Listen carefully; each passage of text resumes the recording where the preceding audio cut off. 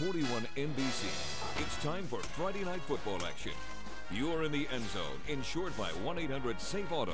Drive more, spend less. Call or click today for a free quote. Also brought to you by 5-Star Automotive. And good evening, everyone, and welcome to the End Zone presented by Safe Auto. I'm Bill Shanks from Fox Sports 1670 AM in Macon. Tonight, we've got highlights from 6 games around Middle Georgia, including our game of the week, Baldwin at Peach County. And don't forget to check out all the scores at the bottom of your screen. We start in Macon, where FPD had its home opener tonight with Pike County providing the competition. The Vikings had a tough 3-point loss to George Walton last week with 8 turnovers. So they were looking to get in the win column tonight as the Pirates came to town. Pike County won its opener last week in 2 overtimes, beating Upson Lee 40-39. Let's go out to North Macon for the highlights. The Vikings and the Pirates in this game, and the band playing right off the bat. Here it is, speaking of right off the bat, our 5-Star Automotive drive of the week. Vikings start out on their own 25-yard line. Brooks Stroud pitches out to Jam Morris for a gain of 9. Then Stroud on second down from the shotgun. He's going to keep it and get down to the 46 where they gain about 15 yards. Next play, Reginald Gant.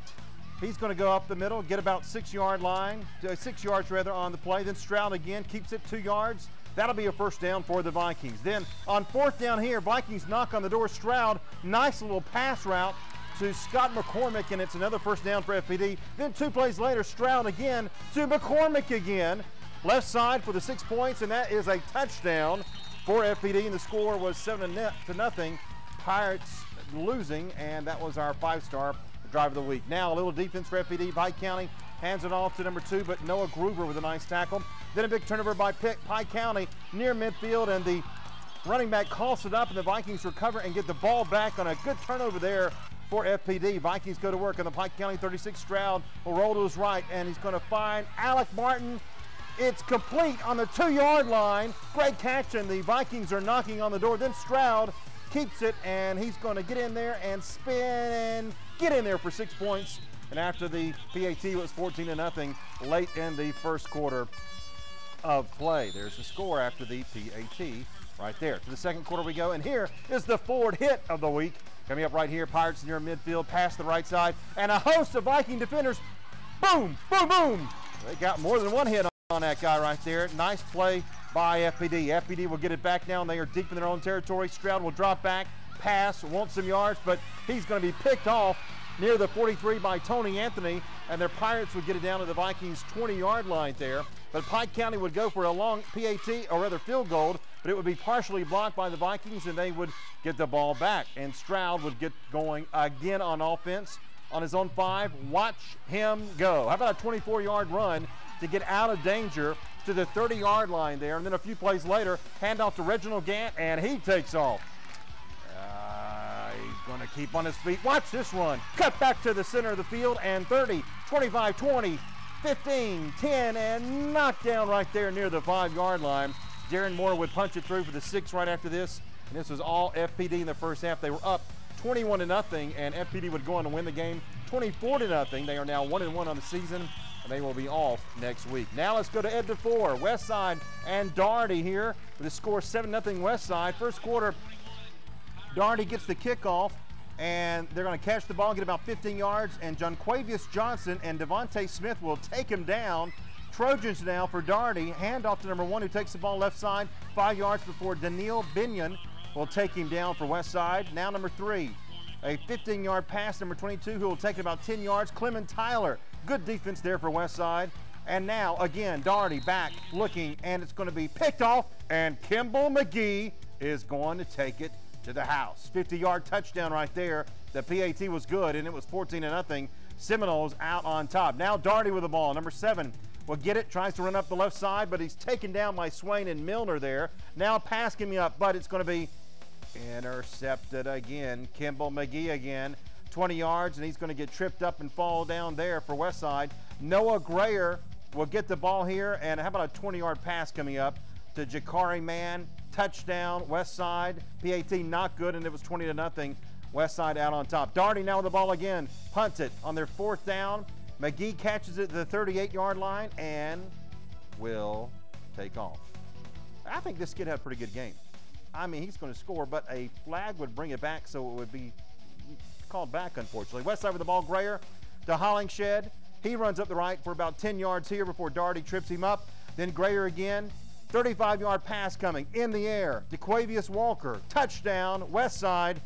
27-0. This was all West Side tonight, folks. They win easily over Daugherty.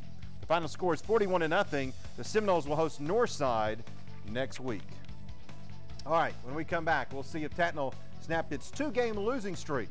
Back with the End Zone, presented by Safe Auto, right after this. Welcome back to the End Zone, insured by 1-800-SAFE-AUTO.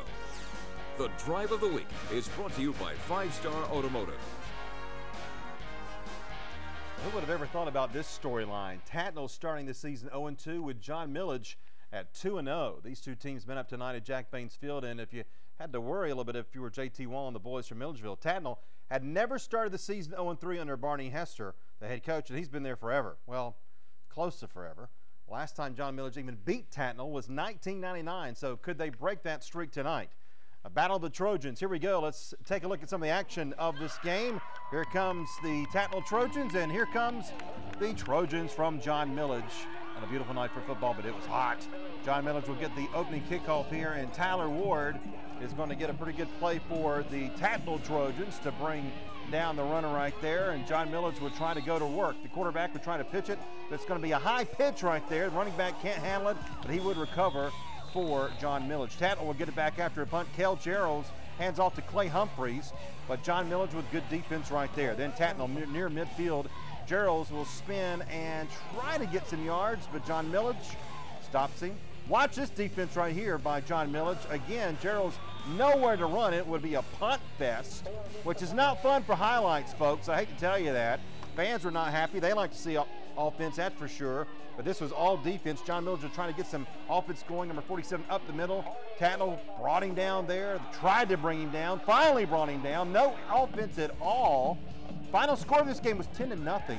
0-3 are the Tattnall Trojans for the first time ever under Barney Hester. They are at Bethesda Day next week. John Millage 3-0. I'm sorry, JT. Sorry for my bad prediction in the Telegraph.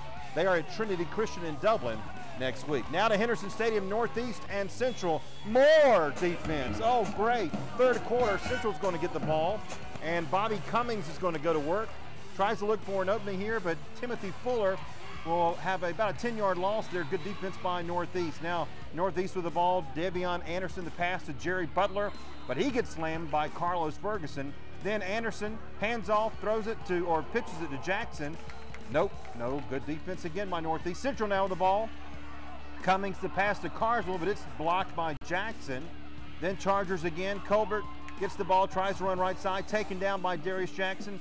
Colbert again, almost fumbles the ball, tries to run up the right side before he gets just swarmed by Northeast and taken down. Northeast gets the ball now. Corey Denson, 35-yard pass to Jerry Butler, who isn't quite there, and it was all defense. 6-0 Northeast, and I believe that might have been the final score of this game here. No, 21-0, excuse me, Northeast over Central. The Raiders will host Southwest next Friday, while the Chargers will play Rutland next Thursday, and another win there for Northeast. Up next, our game of the week, Baldwin at Peach County, right after this.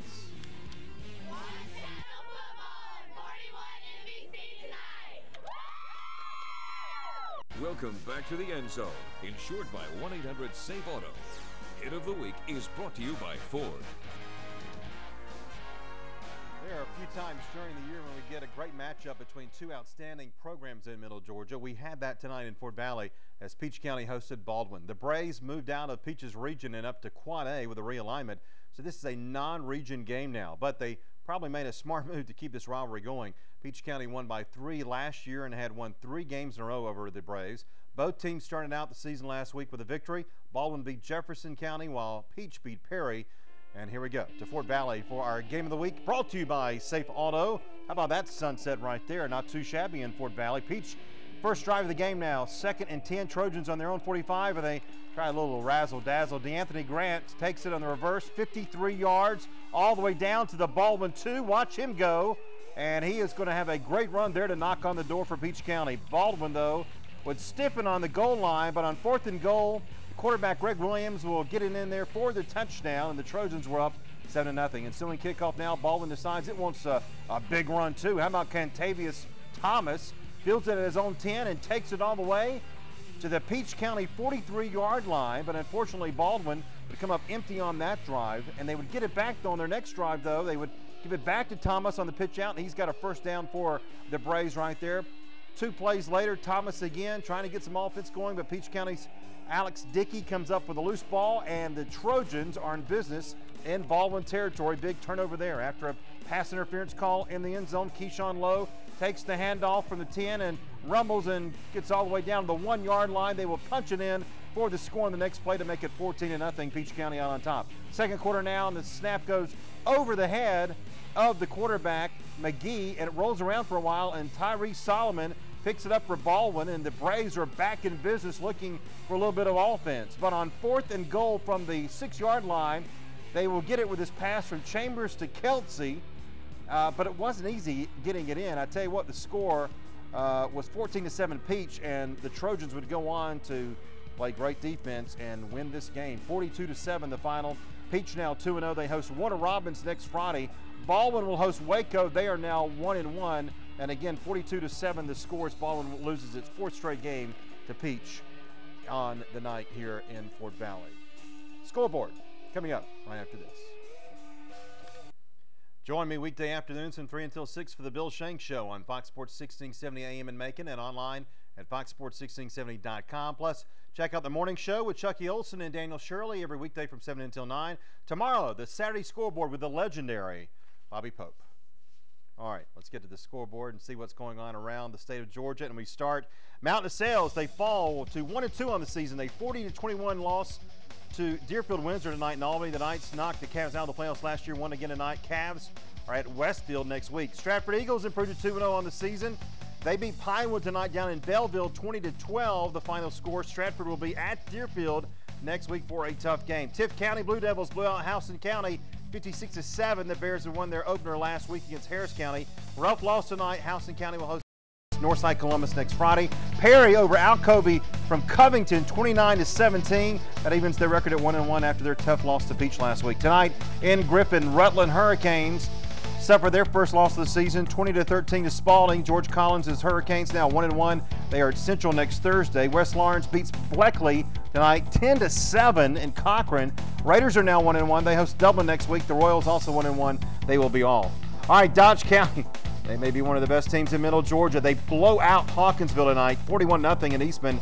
Indians have now scored 137 points in 3 weeks.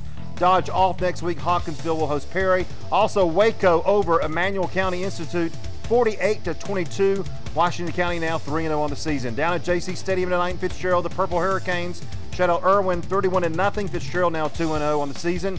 Dublin really struggling. They're 0-2 after the loss tonight to the Pierce County Bears, 46-17. Also, Crawford continues to lose now 25 losses in a row. They lose to Putnam 32-0. Johnson County over Twiggs County, 46-32.